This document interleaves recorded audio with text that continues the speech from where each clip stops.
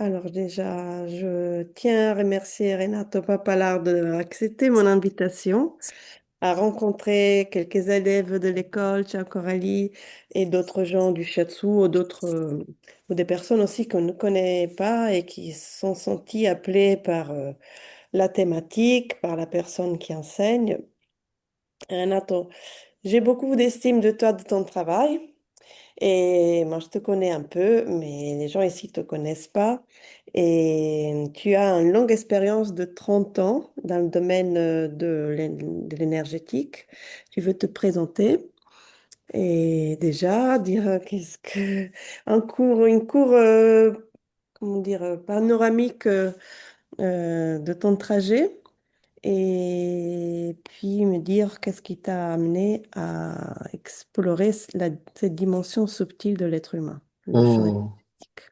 Merci Barbara et merci l'art du toucher d'ouvrir et comme tu sais le faire depuis des années ou depuis des années tu ouvres des collaborations au-delà de ton groupe de formation de formateurs. Donc merci enfin parce que ça fait des années. On en parle. Je me souviens que quand j'avais bouclé l'école que j'avais créée il y a des années, Biopulse. Tu m'avais dit, bon, ben, tu as bouclé Biopulse, bien. Et je dit, non, je pars dans le sud. Donc, c'était déjà dans les tuyaux et ça fait déjà un paquet d'années. Euh, Moi, du moins, j'ai une quête et une recherche. La quête, elle est simple, hein, c'est l'amour à partir du plan, on va dire, de la dimension du divin. Donc ça, c'est ma quête. Et la recherche, ça a toujours été de voir. Et, euh, voilà, c'est pour ça que je vois vraiment qu'il y a une quête et une recherche.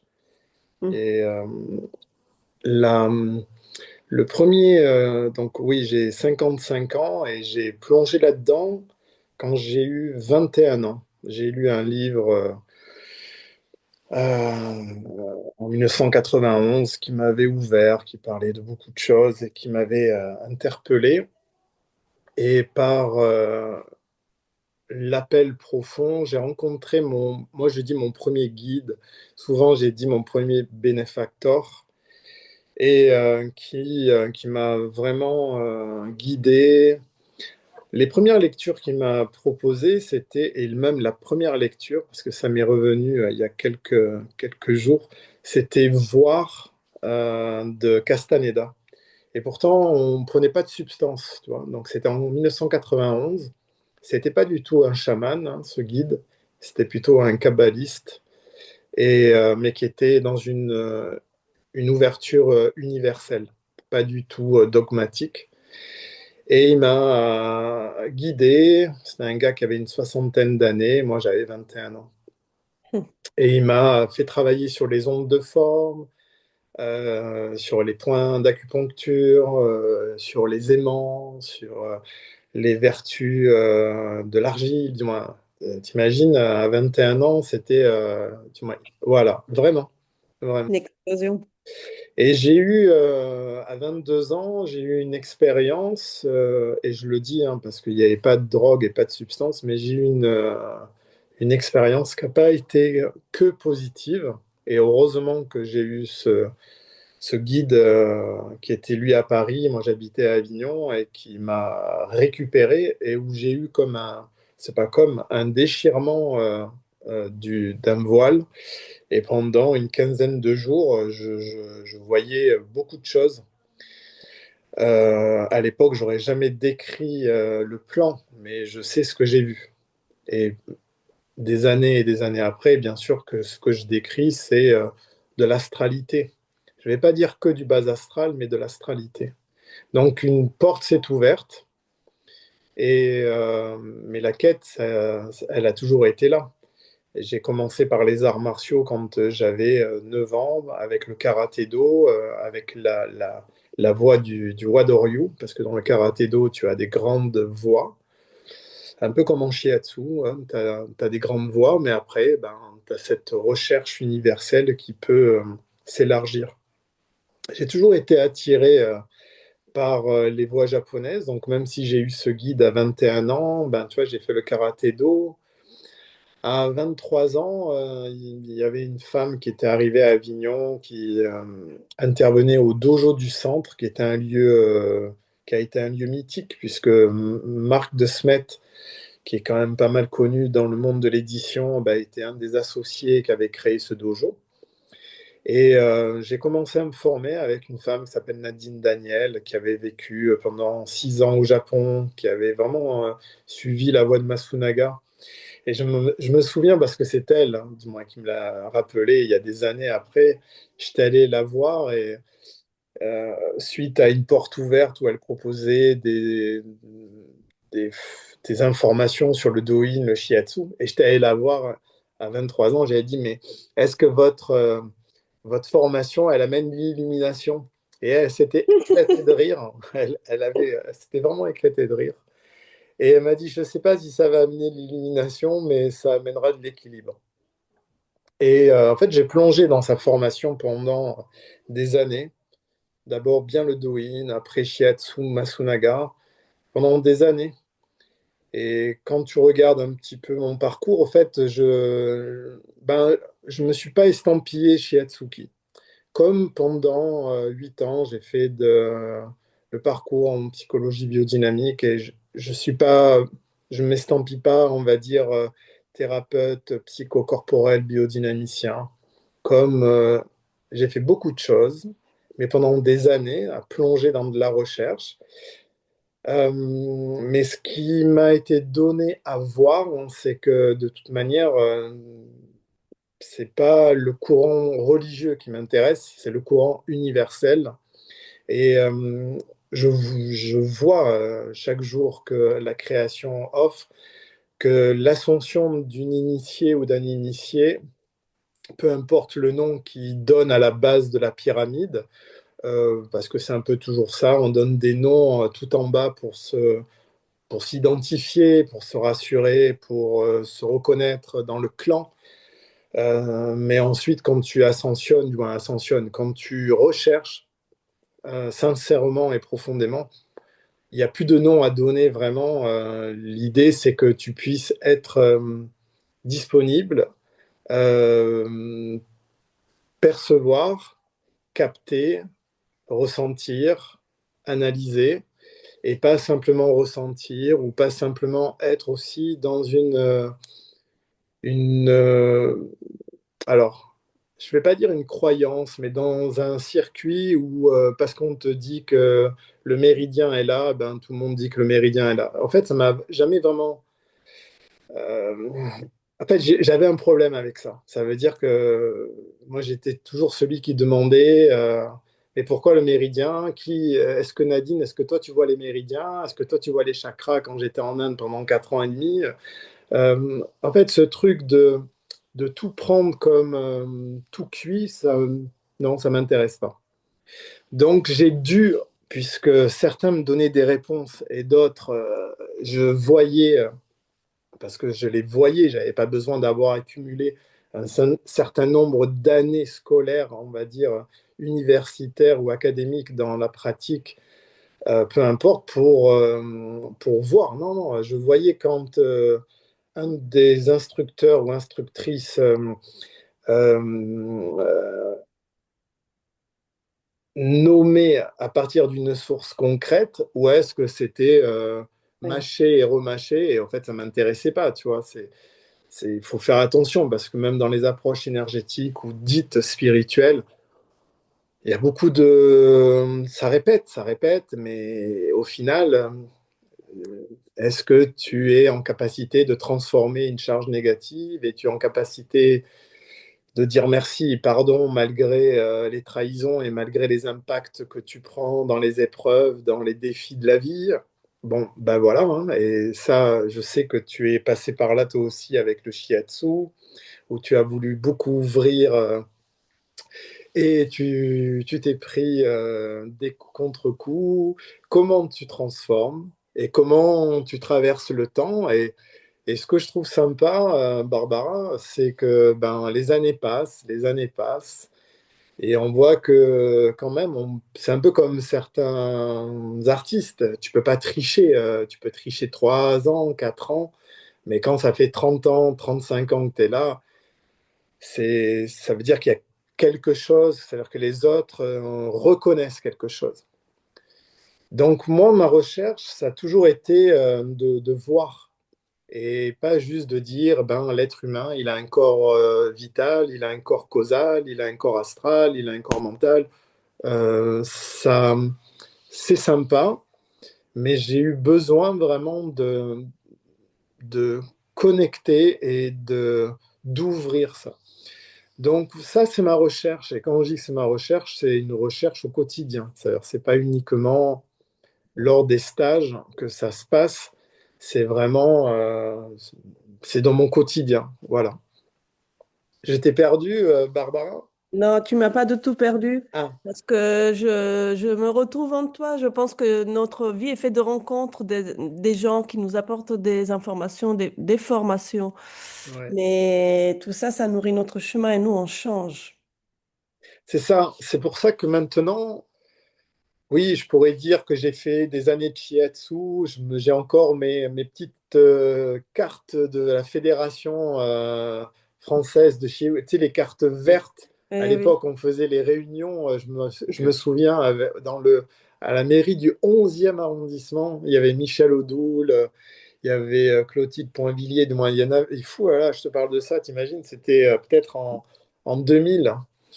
Donc, peut-être même avant.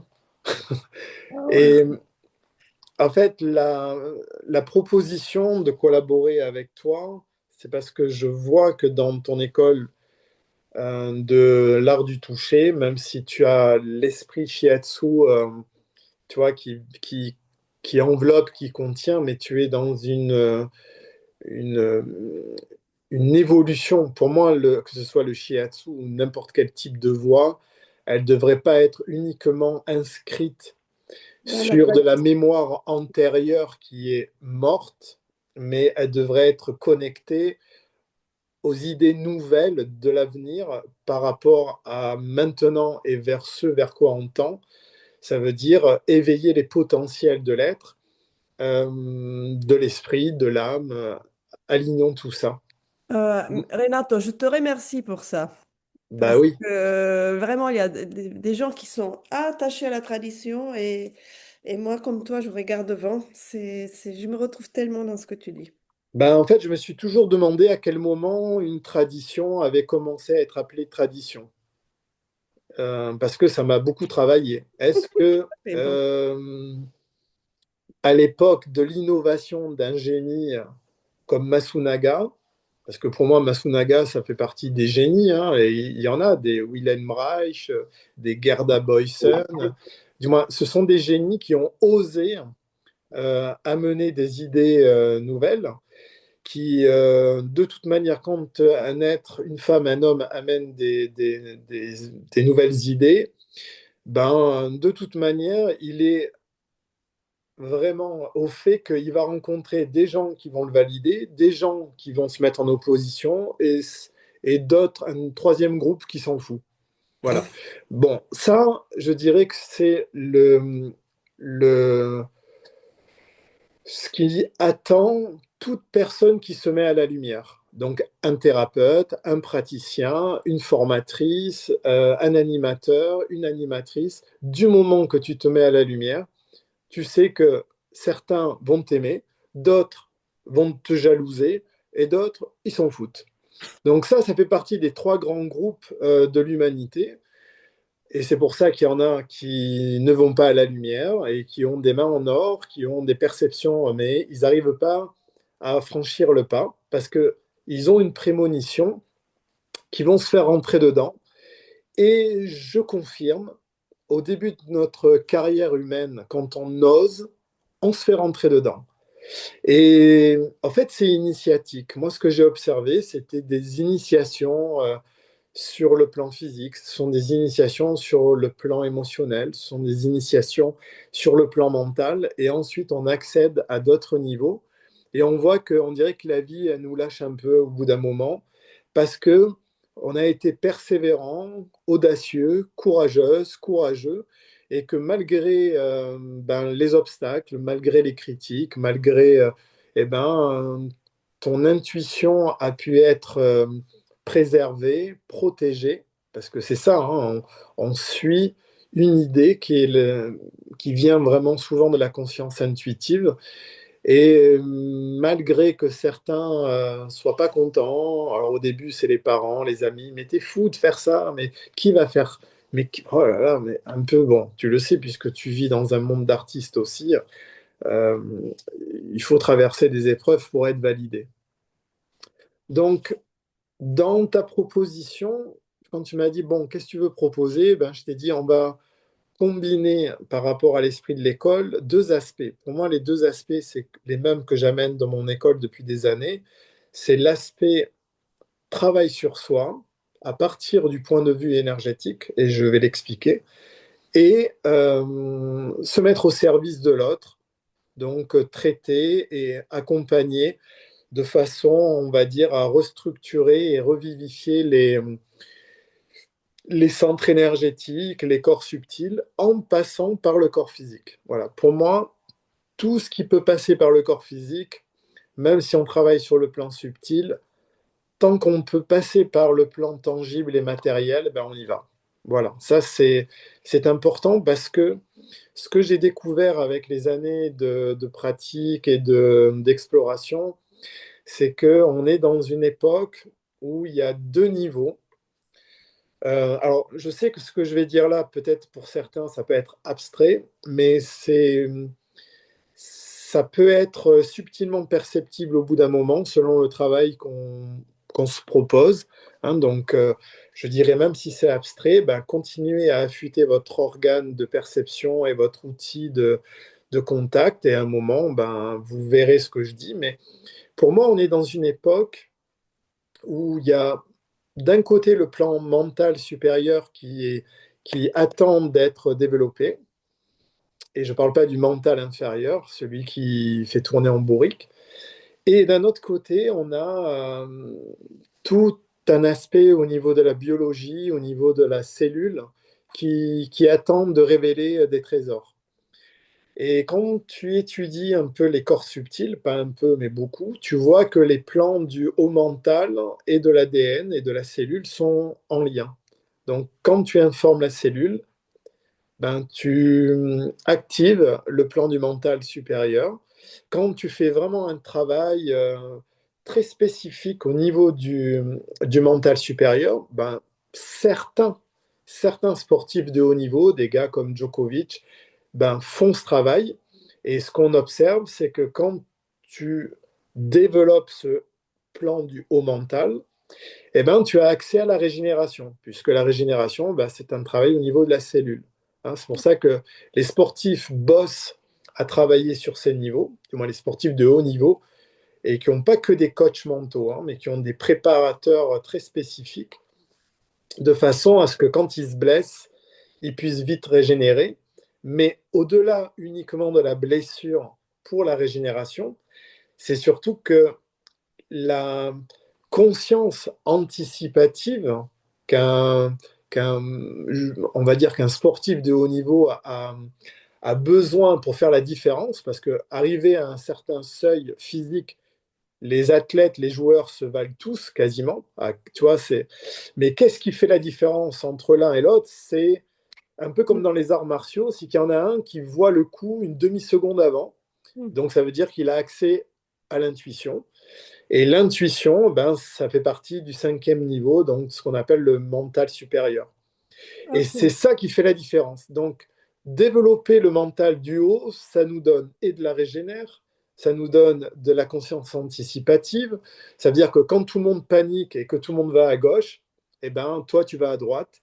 Tout le monde va te regarder comme si tu étais un fou, mais c'est là qu'il y avait la sortie de secours. Voilà.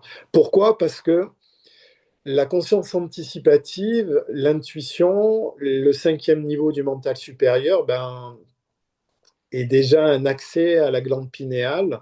Et on le sait que la glande pinéale, elle régit le corps énergétique et que la glande pituitaire, elle régit le corps physique.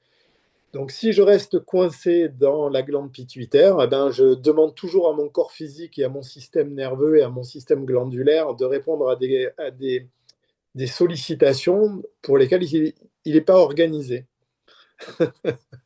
Voilà, donc dans la proposition, c'était d'avoir, voilà, d'apporter un outil supplémentaire pour traiter le trauma, parce que on est quand même dans une société, je ne vais pas dire que sociale, mais humaine, qui devient, du moins, il y a quand même un trauma généralisé. Ça veut dire qu'on a dépassé le statut de névrosé, hein. Dans les années 80, on était tous névrosés et c'était rigolo, quoi. Mais là, on est en train de toucher des pathologies lourdes. Mais tout passe comme dans des rivières souterraines, ça passe comme ça. Les gens font des burn-out à répétition, il y a des dissociations, des compensations, de l'inflammatoire à tous les niveaux, maintenant cerveau, cœur. Ben, en fait, c'est parce qu'on vit des chocs comme dans les traumas. Là, pour moi, au niveau psy, je ne sais pas comment les psys arrivent à accompagner ça parce que c'est plus de la névrose, tu vois, les corps énergétiques sont impactés, le corps physique, il est complètement Serré. ou raide ou en hypersensibilité, donc avec un, un- on va dire des membranes totalement poreuses. Donc c'est ou trop ouvert. Donc on trouve des hypersensibles en, tu vois, tout ce qui est électrosensibilité. Bon, Mm. bien sûr qu'on est en contact avec beaucoup de rayonnement, mais moi, ce que j'observe depuis des années, et pour accompagner, parce que des personnes viennent depuis des années s'entraîner, apprendre, et pas toujours dans le cadre de la formation pour devenir professionnel. Il y a beaucoup de gens qui viennent aussi parce que ce sont des managers, sont des chefs d'entreprise, sont des artisans et qui ont besoin de rester alignés, qui ont besoin de garder le branchement à la créativité, parce que si on n'est plus créatif, mais la créativité, elle vient du plan intuitif. Eh oui. Si je suis en tension, si je suis dans une structure craintive, si les peurs me submergent, un créatif perd sa créativité. Parce que le créatif est perceptif sur les plans, même s'il n'en a même pas conscience. Mais que ça passe par le rêve, que ce soit en train de boire un petit café en regardant un coucher de soleil, le créatif chope, on va dire, ce qui se conçoit sur un autre plan que le plan matière. Et ensuite, il le descend sur le plan physique, matière, vitale, parce qu'il a une énergie vitale qui le permet. Mais on voit bien qu'actuellement, tu vois, moi j'ai 55 ans, j'ai connu ce moment où on parlait que... Bon, j'ai connu le moment où on parlait d'énergie vitale et tu te retrouvais au commissariat parce que tu étais fiché. Ça, Mm. c'était dans les années 90. À partir de 2002-2003, tout le monde parle d'énergie. Il n'y a plus personne qui est suspecté. On parle que d'énergie vitale. Et moi, ce que j'observe depuis des années, c'est qu'un être humain ne peut pas s'élever en conscience uniquement avec l'énergie vitale. Il a besoin d'aller chercher une autre énergie, celle-là, on n'en parle pas beaucoup, pour faire ce qu'on appelle la liaison des plans, la fusion des feux. Et s'il fonctionne que sur l'énergie vitale, eh ben, il est branché quand même fortement sur une énergie de valeur tellurique, Oui. avec des mémoires primitives, archaïques. Et il y a du bon là-dedans, mais pas que. Et il y a ce qu'on appelle encore les mémoires de l'antériorité. Donc, si on veut se développer, il y a besoin d'aller chercher d'autres sources d'alimentation, je dirais, d'autres forces, d'autres informations. Et là, on retrouve encore cet aspect cellulaire. Ça veut dire que la cellule, qui est composée à moitié d'énergie, à moitié d'informations, on a besoin de se poser la question, bah, au juste de quoi mes cellules se nourrissent en information et en énergie. Et vu qu'il y a pas mal de plans vitaux qui ont été quand même un peu touchés, comme on dit, un peu pollués, eh ben, on doit aller chercher d'autres types de nourriture. Voilà. Donc, dans la proposition, je t'avais dit, ben, moi, j'ai des outils au niveau du traitement des traumas, parce que ben, les traumas, on peut les accompagner de différentes façons, hein. Il y a ça, quand il y a un trauma, il y a quand même ce qu'on appelle tu vois, le corps physique et le système nerveux végétatif qui rentrent en état de choc. Donc ça, c'est quand même pas rien.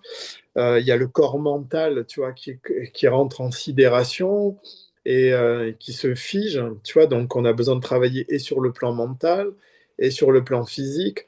On voit que quand même ceux qui ont des traumas, ben, ont des certains degrés de dissociation où la personne, par exemple, ne sent plus rien ou à l'opposé, elle a des euphories et des moments d'extase, mais c'est difficile pour elle d'intégrer ça dans son quotidien ensuite.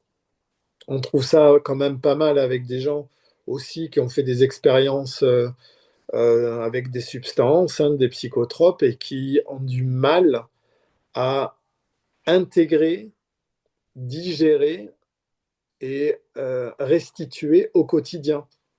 Parce que quand même, quand on se penche un petit peu sur la question de l'existence, on voit bien qu'on a besoin de faire des expériences. Et le but du jeu, c'est pas de faire une expérience et de faire une expérience et de faire une expérience, c'est de faire une expérience, ensuite de sortir de l'expérience et de voir comment mon système d'autorégulation, donc de digestion, fonctionne. Là, la plupart se barrent. Ça veut dire quoi? Ils poussent les expériences vitales, punchy, hein, qui donnent beaucoup voilà, de sensations, c'est super. Ensuite, l'organisme et les corps subtils et le corps physique va avoir besoin de nettoyer, de brûler l'excédent. Donc, en principe, eh ben, on devrait rester un temps avec soi-même pour digérer. Mais quand on reste avec soi-même dans la digestion, eh ben, on rencontre des états pas que confortables, pas que cool. Souvent, c'est à cet endroit-là que ceux qui ne connaissent pas ces lois-là ben, se retournent contre les autres et disent oh, c'est à cause de toi que je ne me sens pas bien. Alors, les thérapeutes connaissent très bien ces phénomènes. Les formateurs, les écoles de formation connaissent par cœur ces phénomènes. Ça s'accompagne verbalement au début, intellectuellement, mais on sait qu'au moment de la crise curative ou de la digestion, ben, les gens sont dans laissent rentrer le doute. Et quand ils laissent rentrer le doute, eh ben, il faut qu'ils trouvent ou un responsable, ou ils changent d'école, ou ils changent de prof, ou ils changent d'activité. La fuite. Oui, mais ça, on connaît. Mais tu vois, pour moi, la boucle n'est pas bouclée, puisque on fait une expérience, on devrait avoir le temps de la digestion, selon la qualité d'être avec soi-même pour ce temps de digestion confortable ou inconfortable. Ensuite, je peux passer à la troisième étape qui est ce qu'on appelle l'intégration de l'information, de l'expérience et de ma capacité d'autoréguler. Et c'est pour ça que sur le plan énergétique, tu vois, on est en 2026. Moi, je trouve qu'on a encore un boulevard devant nous parce que c'est ce cycle, cette triangulation, elle n'est pas encore totalement captée et comprise. Beaucoup de gens cherchent à faire des expériences. On le voit, hein, tu sais, je me suis initié au yoga dans les années 90 en Inde et j'ai gardé une pratique de l'ani yoga, du yoga du feu. Euh, et je vois que rien que dans les courants de yoga, tu vois, il y a beaucoup d'activation, beaucoup beaucoup de vital. La partie, on va dire, euh, méditative ou contemplative, je ne dis pas qu'elle a été mise de côté, mais c'est pas la partie la plus importante encore, même si au bout de quelques années, certains captent la nécessité de pouvoir commencer à rentrer dans l'assise ou rien qu'allonger.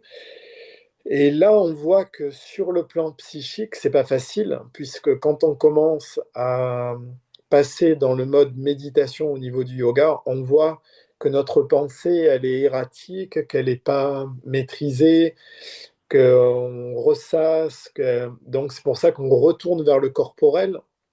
Donc, tu vois, en fait, il y a toute une danse. Et donc, dans la proposition que je voulais faire à l'art du toucher, il y avait des outils pour traiter le trauma, qui sont des outils magnifiques qui ont été amenés par le docteur Randolph Stone, que lui, il a appelé ça la polarité passive. C'est un travail qui fait appel à ce qu'on appelle le phénomène piézoélectrique, où on recontacte par les os et par certains centres énergétiques réactiver les courants, bien sûr, ce qu'on appelle les courants éthériques, qui sont souvent impactés quand il y a un trauma. Il y a comme une trame subtile qui est comme déchirée. Donc il y a besoin de retisser, mais c'est ce qu'on fait en shiatsu. Hein. Il n'y a rien de nouveau sous le soleil. Mais dans la proposition que je vous ai fait, c'était de pouvoir aussi travailler sur la protection du praticien ou protection du thérapeute. Pourquoi? Parce que quand même, tous ceux qui sont dans le toucher sont exposés. Moi, je l'observe puisque dans ma clientèle individuelle, j'ai quasiment que des thérapeutes, des formateurs, des formatrices. J'ai pas de personne lambda. Ça veut dire, quand quelqu'un me demande, je renvoie vers le réseau que je forme et que j'ai formé depuis des années. Par contre, c'est vrai que j'ai beaucoup de gens qui sont dans la transmission ou dans l'accompagnement qui viennent et il y en a quand même un paquet qui morflent, tu vois, qui ont, qui ont besoin, on va dire, d'être guidés pour apprendre à brûler les charges résiduelles qui fixent de façon magnétique et énergétique. Parce que, comme vous le savez, puisque vous êtes en énergétique, il y a quand même trois portes de l'énergie importantes. Je ne dis pas que c'est les seules du tout, mais il y a trois portes importantes. C'est les mains, les yeux, le souffle. Et nous, on touche en plus. Donc, dans la relation d'accompagnement, on a toutes ces portes qui sont mises en branle. Et moi, ce que j'ai observé en Asie, pour y être resté quasiment 5 ans, c'est que quand on, tu vois, que ce soit au Japon, que ce soit en Inde, je le voyais aussi au Népal quand j'avais fait un long séjour à Katmandou. Le matin, quand les gens partent travailler, ils font des petites offrandes à l'hôtel, ou ils passent au dojo, ou ils passent au temple. Bon, et quand ils finissent la journée, on va dire, de service transpersonnel, ils passent au dojo, ils passent au temple. En fait, avant de revenir à la maison, c'est comme si ils lâchaient quelque chose, tu vois, ou ils transformaient quelque chose. Bon, nous, on ne vient pas de cette culture, on vient d'une culture occidentale. Le sacré, il a pris un coup il y a 200 ans à la Révolution. Le spirituel, pour l'instant, chacun y met ce qu'il peut et ce qu'il veut. Mais ce que je vois, c'est qu'on a une tendance à mélanger les niveaux.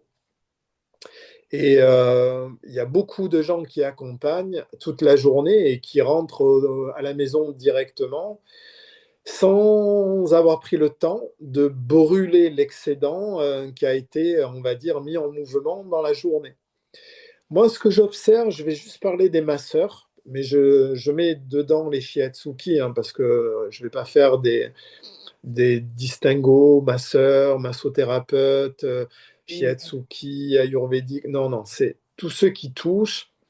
et qui ne sont pas au fait de ces lois de transformation, ce que j'observe, c'est qu'ils arrivent à bosser 3 4 ans. Et au bout de 3 4 ans, c'est où la clientèle commence à chuter, où ils commencent eux-mêmes à avoir beaucoup de foyers inflammatoires, donc des tendinites, des douleurs à l'épaule, au poignet, entre les omoplates, souvent, voire dans le bassin. Euh, bon, ce qui peut arriver de bien, c'est que les clients annulent parce qu'en fait, ils ne sont pas disponibles. Et là, les Occidentaux, au bout de 3 4 ans, 4 ans, commencent à se dire, tiens, peut-être qu'il faudrait que je travaille sur le plan énergétique parce que là, le plan physique ne peut pas suffire.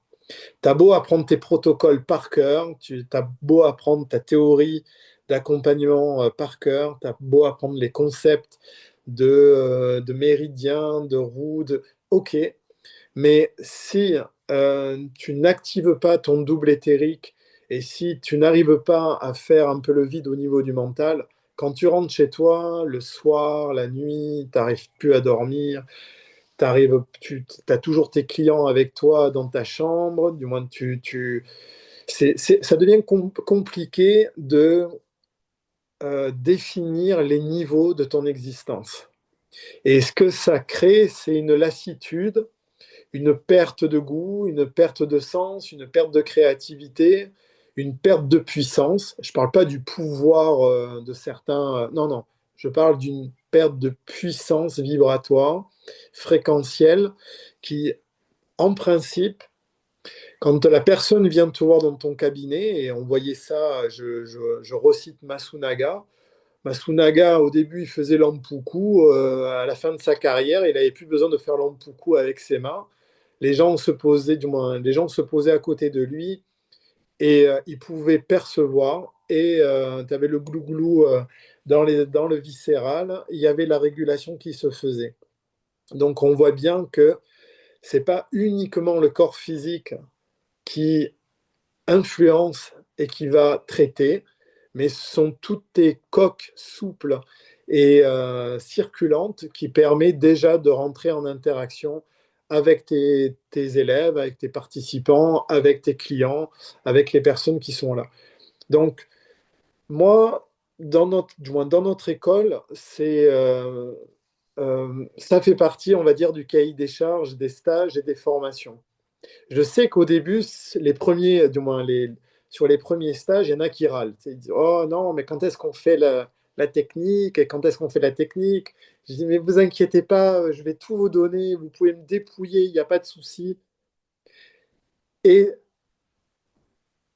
commencez à vous aligner, commencez à sortir du plan astral. Parce que pour moi, notre société humaine, elle est complètement dans un monde astral d'illusions, de projections, de croyances, de théories. Bon, ça va un moment, mais à un moment, ça serait bien d'avoir les pieds sur terre, de, de ramener un peu de la rationalité, tu vois. Les gens, ils hallucinent quand je leur dis ça parce que je leur dis, mais en fait, c'est pas ésotérique ce qu'on fait, c'est même pas mystique, c'est même pas spirituel. C'est, c'est une science concrète. Tu expérimentes, ensuite tu prends le temps de digérer, ensuite tu prends le temps de laisser ta conscience monter un peu pour pouvoir analyser vibratoirement l'expérience, la digestion, et là tu viens d'apprendre quelque chose. Et donc tu vas pouvoir être disponible pour repartir sur une nouvelle expérience. Et t'inquiète pas, tu vas avoir le temps de digérer cette nouvelle expérience. Ensuite, tu vas pouvoir rentrer dans le temps d'intégration, pouvoir monter ta conscience, analyser vibratoirement, et tu auras gagné encore des connaissances. Et tu repars pour une nouvelle expérience. Donc ça veut dire qu'on est dans un cycle vertueux. On n'est pas en train de tourner en rond avec toujours la même expérience. Bien sûr, ça change de forme. Le mec, la nana change de couleur et de forme, mais c'est toujours la même histoire. Tu changes de boulot, mais c'est toujours la même histoire. Tu changes de bagnole, c'est toujours la même histoire. Oh, à un moment, faut s'inscrire dans quelque chose d'un peu plus vaste. C'est pour ça que j'ai du mal à dire je fais de la méthode de monsieur qui est mort il y a 40 ans. J'ai du mal à dire que je fais du shiatsu, de la biodynamique ou du pantrax. Non, là maintenant, de toute manière, on n'a plus de choix. Quand les gens viennent chez nous en cabinet ou en formation, ils attendent du réel et du concret et pas de l'abstrait qui juste, tu leur mets des protocoles à fond, comme ça, ils n'ont pas le temps de poser des questions et tout le monde est content. Non, non, non. Ce que je disais à Yulia tout à l'heure, avant de démarrer, j'ai dit, tu sais quoi, Yulia, je vais ouvrir un peu, mais moi, j'ai besoin que les gens me posent des questions, parce que dans leurs questions, il y a des attentes, il y a aussi des éléments de leur recherche, et c'est comme ça qu'on peut tisser un point d'ancrage collectif. Je ne vais pas leur balancer pendant 3 jours mes informations et mes connaissances. Moi, j'ai besoin que ceux qui viendront en stage posent ce qu'ils ont besoin, le cœur de leur recherche, on va dire, externe, de leur recherche interne. Et ça revient à ce que j'ai dit au début. J'ai une quête et j'ai une recherche. Voilà ce que je peux partager déjà. Wow. Et je ressens toute la richesse du parcours et toutes les intégrations que tu as fait. Et je trouve que cette idée d'intégration manque parfois dans les approches au toucher. Je sens que ça vient de la biodynamique, non? Toute la réflexion de l'écoute, de quelle sorte, de quelle façon la biodynamique t'a influencé? Alors, la biodynamique, euh, c'est évident que la biodynamique apporte ça. Mais ça n'a pas été uniquement dans la biodynamique. Il a fallu que je passe certaines épreuves avec un guide qui s'appelle Patrick Pétavy, mais qui est parti maintenant, que j'ai suivi pendant quasiment 17-18 ans. Donc, tu vois, c'est pas juste 3-4 stages pendant 8 mois. Ce gars, pendant, je te dis, quasiment 17-18 ans, je l'ai suivi. Ce, cet homme, il a fait une carrière dans la police. Tu vois, c'était un gars qui allait sécuriser les ambassades françaises dans des pays comme en Albanie, au Laos, soit dans des endroits, dans des foyers un peu de haute tension. Il a accompagné des gars qui font partie des groupes d'élite. Et quand il est rentré en France, il a vraiment eu à cœur d'amener toute sa, toute sa recherche, parce que depuis qu'il était jeune, lui aussi, il avait une recherche. Lui, sa recherche, c'était l'invulnérabilité. Et comme on dit, et c'était ce saint soufi qui s'appelle Jalaluddin Rumi qui disait, ce que tu cherches te cherche aussi. Et, euh, et ce monsieur, cet homme vraiment rare, a vraiment touché quelque chose. Mais il était dans une discipline, waouh! J'ai rarement rencontré des personnes comme lui. Il y en a. Hein, je dis pas que ça va. Mais waouh, une persévérance, un courage. Ce gars, quand tu étais dans son aura, tu ressentais plus la peur. Voilà. Et ça, c'est quelque chose que quand tes cellules touchent ça des dizaines de fois, tu sais que c'est réel. C'est pas quelqu'un qui va s'habiller d'une certaine manière, tout, et que quand tu es là, tu es toujours dans la crainte, le doute, tu sais pas trop si ce qu'il dit, c'est vrai, c'est manipulation, c'est des tergiversations, c'est des théorèmes de... Non, non. Lui, tu étais dans son aura, boum, tu te posais. Un gars voilà, qui est passé par le vital. Et quand il m'entraînait, parce que bien sûr que pendant 17 ans, on n'a pas parlé, et pendant 17 ans, il m'a entraîné.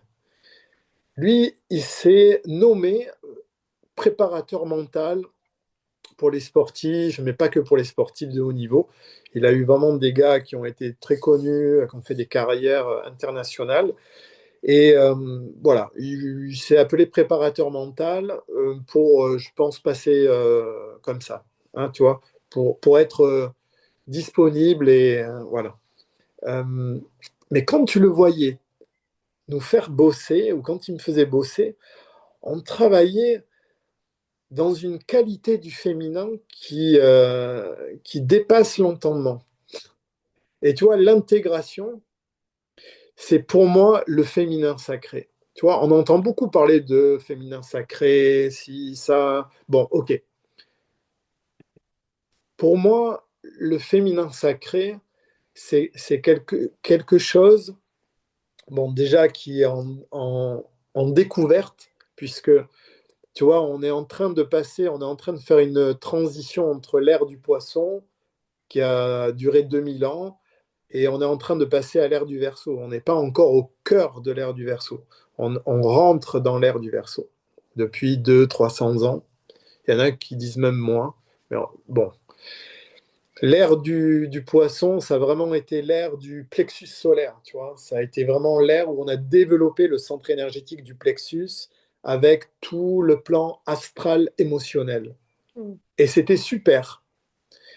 C'était aussi l'époque, ce qu'on a appelé du sixième rayon de magie émotionnelle, qui a structuré les religions, les groupes, les clans, tu vois, le groupe. Là, on est en train de rentrer dans l'ère du Verseau. L'ère du Verseau, c'est l'ère du mental, c'est l'ère du développement du centre cœur. On n'est plus dans le plexus. Et le centre cœur est en lien avec l'aura mentale, avec le plan et le développement du plan mental. Et l'ère du Verseau, c'est l'ère de la femme, Mm. c'est l'ère du féminin. Donc, ce qui est dit et ce qui est même vu, c'est que de toute manière, c'est les femmes qui amèneront l'ordre. Pendant l'ère du poisson, pendant l'ère yang du père, on va dire, des hommes, on a apporté la loi. Tu vois, dans les textes bibliques, dans les textes, on parle toujours de la loi. Mais en fait, les femmes, dans l'ère du Verseau, vont amener l'ordre. Et l'ordre et la loi, à un moment, vont faire qu'un. Mm. OK. L'intégration, c'est la haute, haute qualité du féminin. C'est pour ça que quasiment, il y a quasiment que des femmes, depuis les années 50-60, qui ont commencé à être ce qu'on appelle les pionnières des voix nouvelles. Alors, il y en a qui s'accrochent encore aux anciennes voix, pourquoi pas, mais il va falloir intégrer l'aspect intégratif. Moi, je le vois, bien sûr que dans le yoga, je le vois dans tout ce qui est Kundalini et compagnie, en fait, il manque la partie du féminin, l'intégration. Ça veut dire la perception, parce que même le ressenti fait encore partie du corps astral émotionnel. Tu vois, quand on dit bah, qu'est-ce que tu ressens, c'est bien, c'est une étape. Certains ne ressentent rien, ben, c'est un éveil de développer le plan, le corps du ressenti, le corps astral, le corps émotionnel. Ok, une fois que tu l'as éveillé, une fois que tu l'as visité, une fois que tu l'as habité, allez, il faut avancer maintenant.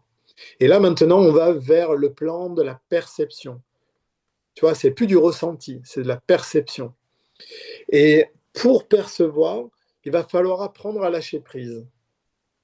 Et le lâcher prise, c'est une qualité du féminin. Le yang se contracte, le yin se dilate.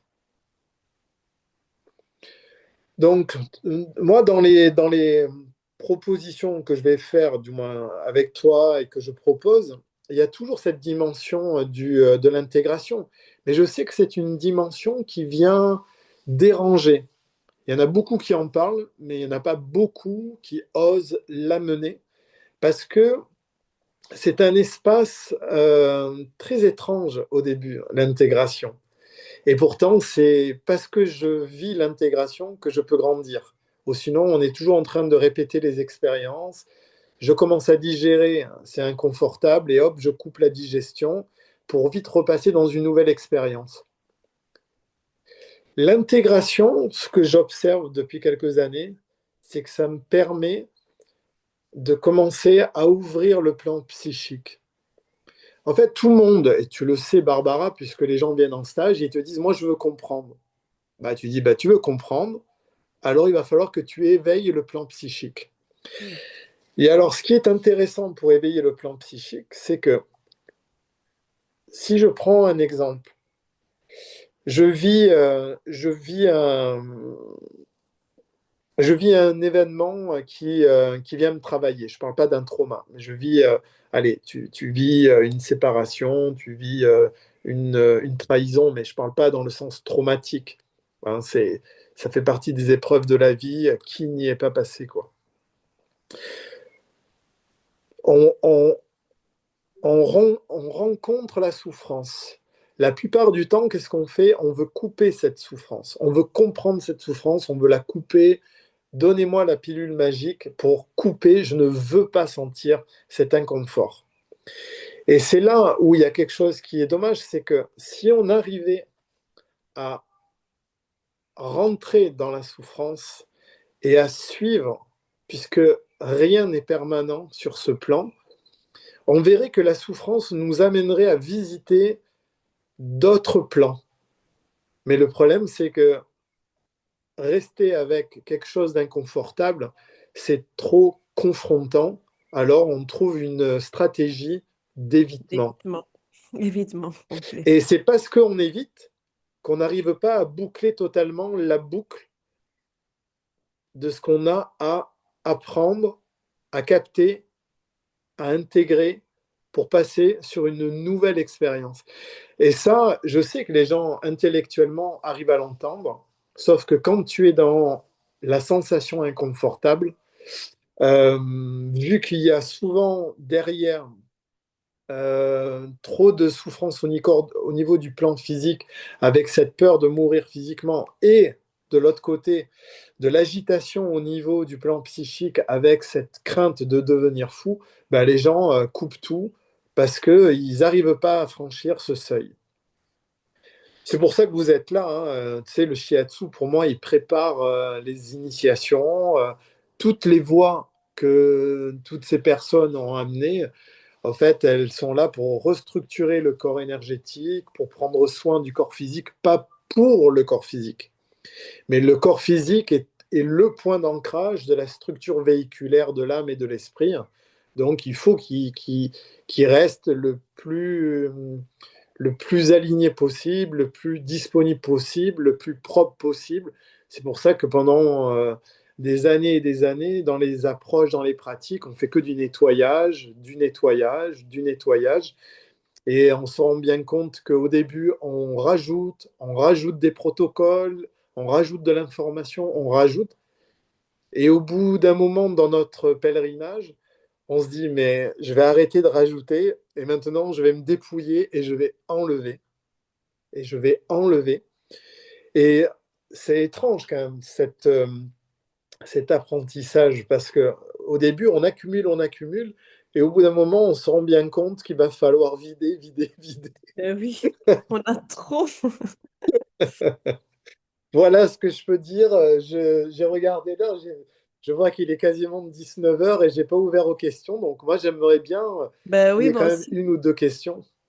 On laisse les gens parler. Vous pouvez remettre vos micros. Et j'ai vu qu'il y avait Nishani.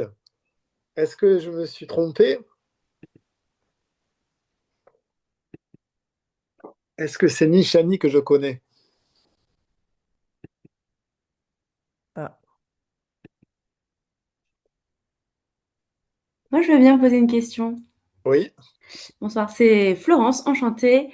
Moi, je viens de lancer mon activité de massage tantrique, mais donc ça me parle l'accompagnement en tant que, on va dire, thérapeute.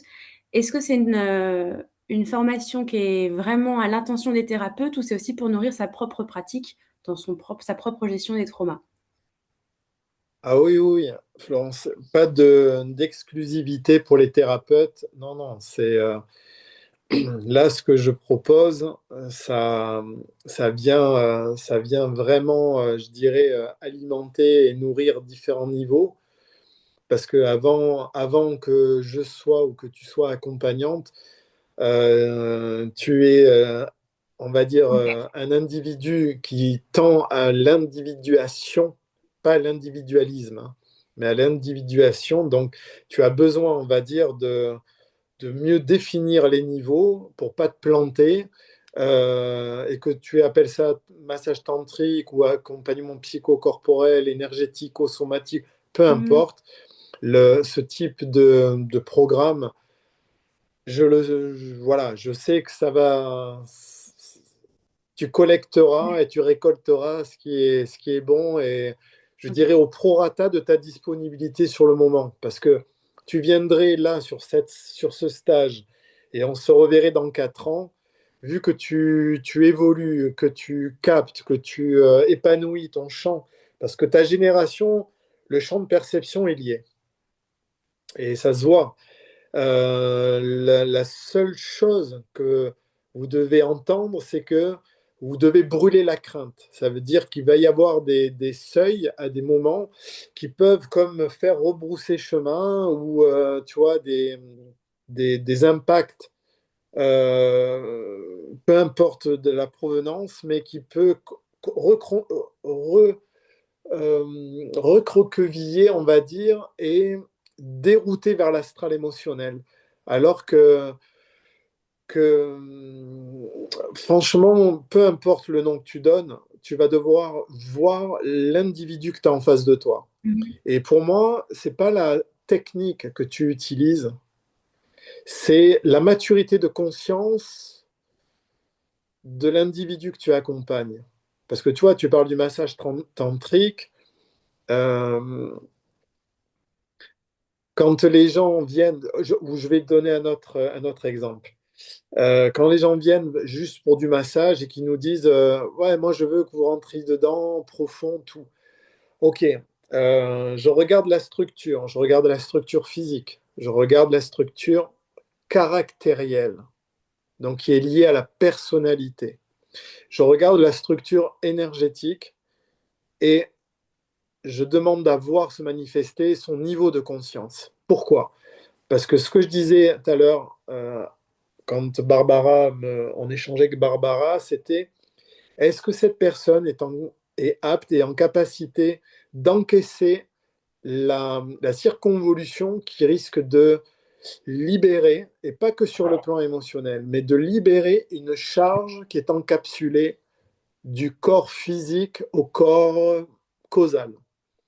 Et si je libère, du moins c'est pas moi qui libère, mais si l'impact qui est produit libère la charge, est-ce que cette personne est en capacité, on va dire, de s'abandonner dans la décharge, dans la crise curative, ou est-ce qu'elle va se retourner contre toi directement, ou alors elle va se retourner contre toi en parlant à sa famille, à son entourage, et c'est là où tu te récoltes des commentaires ou Parce que même si pour la personne, ça peut être porteur de mieux-être, mais pour son entourage, vu qu'ils vont la voir dans un instant T en souffrance ou pas bien, eh ben, ils vont pas comprendre. Parce que vu que le royaume ou le domaine du bien-être prend beaucoup de place, les gens pensent que quand ils vont faire des soins, tout de suite de névrosés, ils vont passer en bien-être. Non, on est tous névrosés, on est tous chargés. Avant d'aller dans le bien-être, il faut passer par des états de régulation, de restructuration, de réparation. Donc pour moi, ce que je propose pendant ce stage, c'est pas que de la technique, que chacun et chacune d'entre vous puissiez grandir au niveau du champ de perception. C'est pour ça qu'il y a une partie qui est dédiée à la protection des centres énergétiques. Parce que si tu ne sais pas te protéger, il y a quand même difficulté à ouvrir le champ de perception. Parce qu'il y a des garde-fous. La perception ne s'ouvre pas si tu ne te sens pas en sécurité.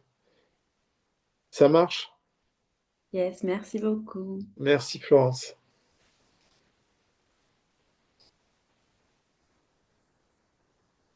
Quelqu'un Barbara?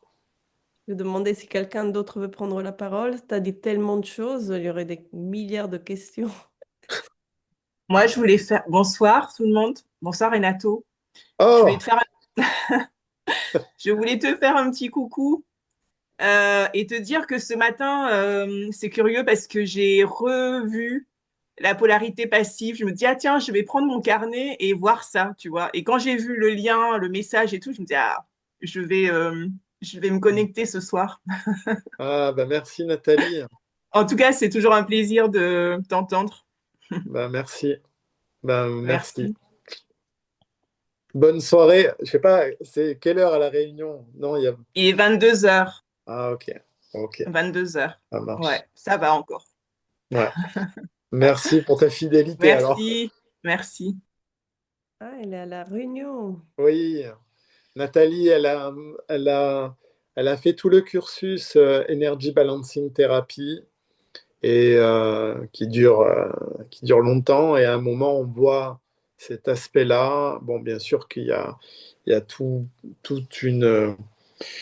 tout un ensemble, mais voilà, pour la formation, vu que je sais que tu attires quand même pas mal de gens qui sont dans l'accompagnement, peu importe je dirais, la méthode choisie ou la voie sélectionnée, voilà, je sais que c'est une pratique qui est vraiment très très chouette et qui est passive dans le sens euh, qu'elle elle n'est pas là pour stimuler le trauma. Elle est là pour rendre le trauma ce qu'on appelle travaillable. Donc, ça veut dire que la charge mémorielle est désactivée pour qu'on puisse travailler hein, sur les charges résiduelles. Et la nuance est de taille. Voilà. Parce que le but du jeu, c'est pas de renvoyer la personne dans cet espace-temps ou dans cette onde de forme mémorielle et qu'ensuite elle n'arrive pas à libérer, mais c'est de plutôt libérer la charge énergétique pour ensuite... euh, bon, je vais le dire autrement. Peut-être c'est une forme de sécurité qu'on met de base pour que la personne Ouais. Enfin, redescende de je vais le dire l'intensité. autrement, parce que c'est comme ça que j'accompagne les traumas. J'avais fait cet accompagnement à l'époque du Bataclan où, quand j'habitais à Paris, j'avais quand même pas mal de gens que je suis en individuel qui avaient été cette nuit-là. Il y a beaucoup de monde, ou qui a vu ou qui a entendu ces armes de guerre, et tu vois, ça a fait des traumas chez beaucoup de Parisiens. Et l'idée, c'est que euh, tu, si tu fais pas le travail pour désamorcer la charge, dans les sens éthériques, le sens physique est toujours en charge et la pensée, la nuit, elle est toujours prise dans un mode obsessionnel. Ça veut dire quoi? C'est que quand tu as été mal touché ou quand tu as vu quelque chose que tu ne pouvais pas voir ou supporter ou confronter, ou peu importe, sentir, écouter ce que tu veux, ok, on peut aller voir des psys et c'est bien d'aller voir des psys, de vider, de faire du vidage verbal. Il y a certaines méthodes, tout ça, qui permettent de décharger un temps. Mais le problème, c'est qu'on n'est pas que physique. Les cinq sens physiques ont leur contrepartie au niveau éthérique. Donc, euh, pourquoi des maladies comme Alzheimer et compagnie? C'est que tu as des personnes qui ont vécu des choses et qui ont une charge et qui ont rajouté des couches et des couches. À un moment dans leur vie, ils n'arrivent plus. C'est-à-dire le disque dur, il est saturé et donc tu peux plus te souvenir, donc tu perds la mémoire. Le but du jeu, c'est pas d'oublier le trauma, mais c'est de le désactiver. Ça veut dire que tu te souviendras de ce fait historique dans ton existence, mais la charge ne sera plus réactivable. Et c'est ça qui est important. C'est pas de perdre la mémoire, c'est de vider la charge énergétique liée au trauma. Et cette charge, elle est souvent dans les sens éthériques. Je parle des cinq sens physiques qui ont leur contrepartie au niveau éthérique. Mm. Voilà.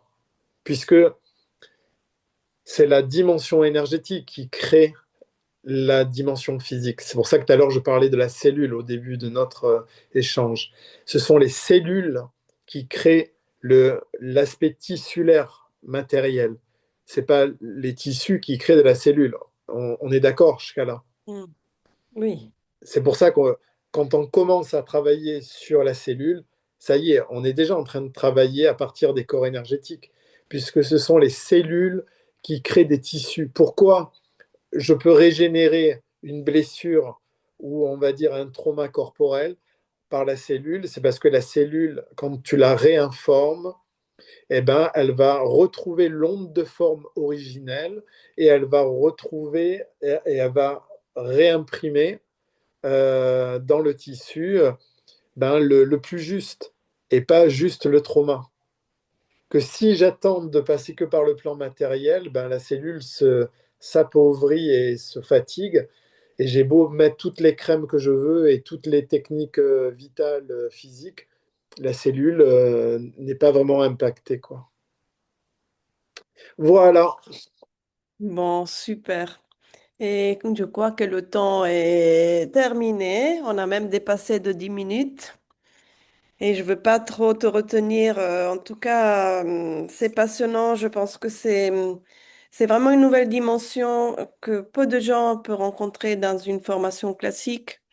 Autant de concepts d'intégration, concept de protection qui est fondamental. Je pense que c'est vraiment un aspect fondamental et extrêmement riche aussi en rajoutant des approches pour enlever la charge du trauma. C'est incroyablement riche comme programme. Merci Barbara. Et il est quand le stage? Tu peux me le rappeler parce que je l'ai sur l'agenda, mais je ne l'ai pas avec Attends, moi là. C'est euh, du 29 au 31 mai. C'est sur un vendredi, samedi, dimanche. Ok. Et donc, ça sera. à Paris, qui est intéressé peut nous contacter. Notre école s'appelle l'Art du toucher.